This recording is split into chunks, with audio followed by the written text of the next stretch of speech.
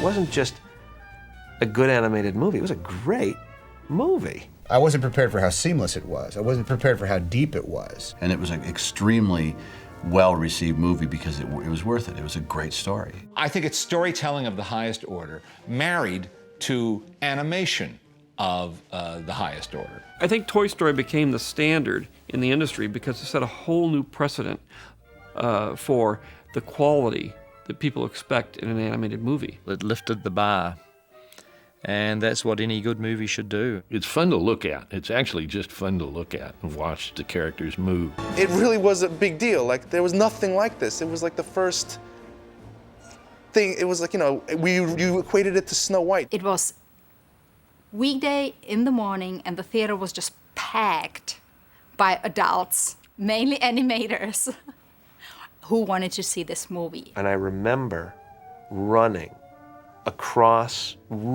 from that theater back to Grand Central Station because I had so much energy to burn. I was so excited. I just ran and my mind was racing. You just absolutely cared about these characters. You didn't know what they were going to do next.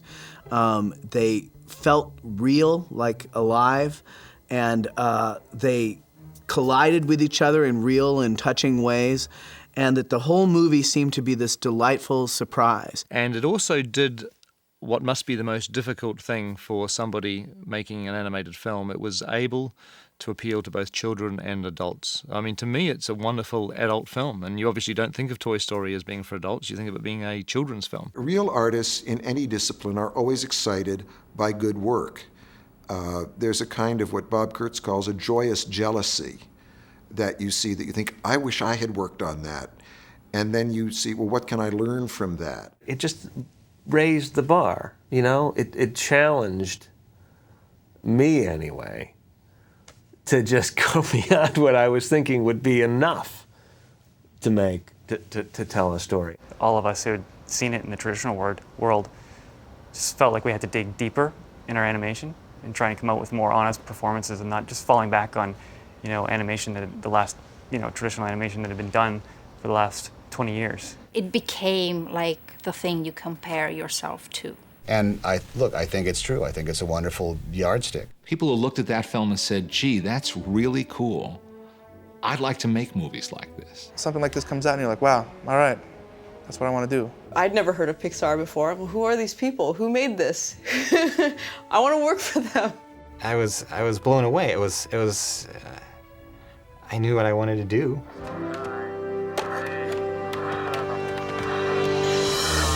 It's charming, it's funny, it's full of little ironic twists on your own problems in real life. It broke a lot of the conventions of the time. It was not primarily a musical.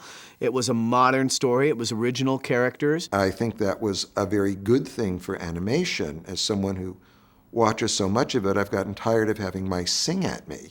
Every frame in that film, and I mean that literally, pushes the story forward.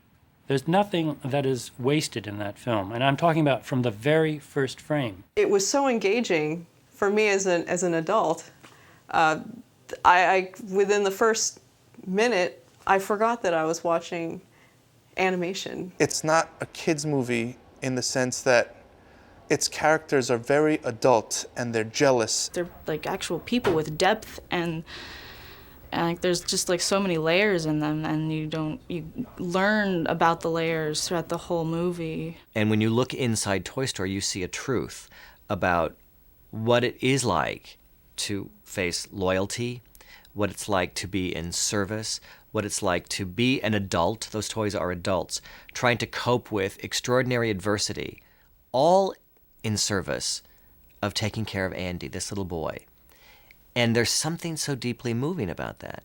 What matters is that we're here for Andy when he needs us. That's what we're made for, right? And the fact that these commercial items had emotional investment and connections with us was a really canny idea. Like my son just left a toy on a plane last week. It blew him away. It killed him. But what about the toy? You know, that's where John and those guys, well, how did he feel? Holy cow, somebody left me on a 747. And you, my friend, are responsible for delaying my rendezvous with Star Command. "You are a toy!" And I love that. It's like one of my favorite scenes because it seems like they're really arguing, and to see like animated characters have that kind of weird, quirky argument like that was just awesome, and it seemed really new. I was really feeling for poor old Slinky Dog there at the end when he's stretched out so far that he's trying to hang onto that car. And I'm thinking, do you think there's enough resilience in that spring that he'll ever be as short as he can be again? I kind of like the kid next door that destroys toys. That's one thing I thought was very amusing. That's exactly what the toys would do. They'd send somebody down to see what was in the presents. Oh, they'd send the army men. Yeah. Well, now the army men, they're doing a little parody of that guy that like, you got to go without me. No, we're gonna take you. No, go on, leave me. Woody is trapped in the crate, and he's trying to get help from Buzz, who's depressed, and it's all done with eyes. The thinking character. That's what's fascinating about it. The urgency of Woody to get some help from Buzz, and Buzz just so depressed that he's just thinking about his situation. You all see it just through the eyes. Get over here and see if you can get this toolbox off me. Buzz is very depressed. And I was going, wow, that's pretty good acting. Wait a minute. If I'm not talking, I'm not in the movie. So one of the most dramatic parts, that when they really get dramatic, they're not saying anything. So that's really a drag. I guess the ultimate indicator of its success is that it became part of the landscape. Sometimes a character has such a well-defined personality that you can refer to him in other contexts, and everyone knows what you're talking about. All the kids got Buzz for Christmas. All those poor cowboys left on the shelf. We are Woodies in the toy shop of romance. Oh, you are a sad, strange little man. To infinity and... Different franchise, sir. I give talks in lots of different places in a variety of audiences. I am Buzz Lightyear. And it bridges the gap between the entertainment world and what I'm about to do. 彼がこの前来た時に一緒に近くの公園を散歩したんです。その時遊んでいる何人かの女の子たちが「トイ・ストーリー知ってる?」って彼を取り囲んでねサインをしてくれって言ったのね。彼はとっても喜んでました。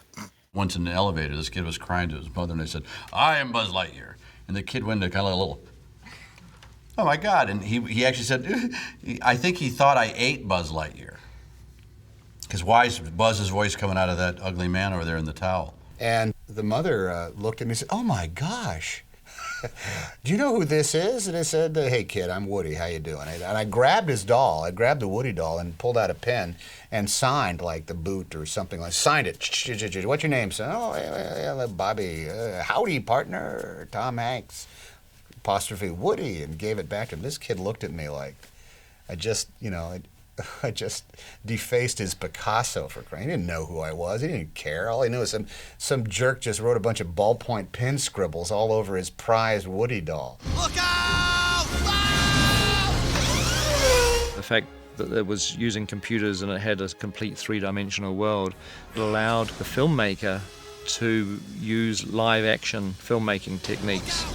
You're able to put the camera anywhere you like, you're able to move the camera however you like, you're able to shoot coverage of the action just as you would if you were a live action director. What Pixar is doing is in effect honoring the old Walt way of doing things, which is technical innovation that never forgets that it's about characters and story. I don't think people really cared that much about the technology that was used to make it. It had a nice, sophisticated look to it. It looked like it had more quality than the 2D animation they've been seeing in the past, but it was also an extremely good and funny movie. You don't sit back and think, boy, Pinocchio's well drawn. You're just swept up by Pinocchio. The negative impact that it's had is thinking that the public is only responding to the technology and thinking that any idea will suddenly become good if it's filtered through a computer. We made some bad 2D movies, but when we made a great one, it wasn't because it was 2D animation, it wasn't because it was animation, it was because it was a great movie. I think we can all thank Toy Story for creating the market for 3D animation that we've got right now. I mean, thank God. Toy Story was the first one out. Technologically, we've gone way past Toy Story in CG animation and are improving on it every year. But if you look at Toy Story today, you're still sucked into that world. You still care about those characters. It's still a great movie. I would argue that if Toy Story has an impact that goes beyond just its own story, is that it says you can be successful when you put your heart into something and tell something with joy and innocence, honesty and purity. I don't think it matters what country you're in. The film is genuinely universal. It's genuinely timeless. I think Walt would have loved Toy Story. It's his kind of story. And it's going to truly entertain and move, generation after generation and generation after moviegoers, the same way, really, truly a handful of truly great films has. I was thrilled to rediscover it after 10 years and feel as if I was watching a wonderful movie for the first time. I hope, and I think, people will have that same experience 50 years from now, maybe 100 years from now.